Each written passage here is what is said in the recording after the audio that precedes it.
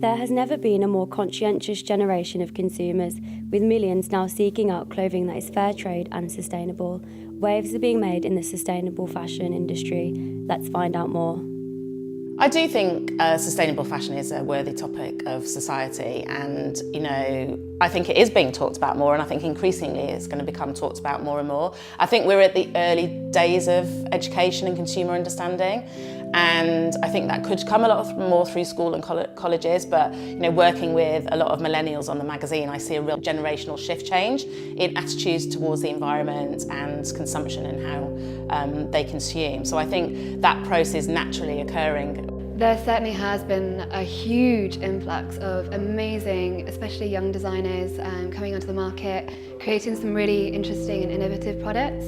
So it's been very exciting. If you can just seek out a good fashion brands and buy from them and look after them in that sense, that's how it all grows, that's how the movement grows.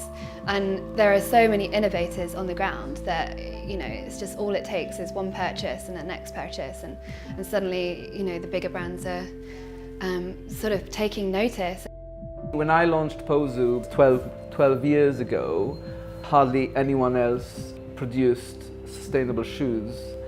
And now I've recently launched the Better Shoes Foundation, which would be great if you guys can check out, because it's about promoting sustainable shoes. We have about a list of 50 different brands out there. And so these brands have evolved in the past decade. And I think it shows greater demand, basically.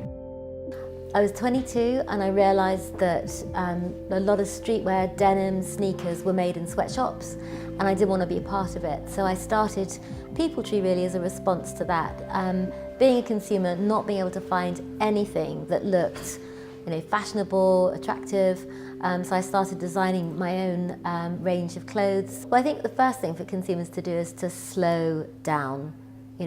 Most people don't need to run out and buy an extra t-shirt or an extra dress. I think the key is really to really rethink their wardrobes, swap, go to charity shops, buy vintage, learn how to sew a button on, for God's sakes, and then if you're going to buy new, then buy ethical, buy sustainable. This isn't just a purchasing decision. This is a decision about how we want to live and how we can survive.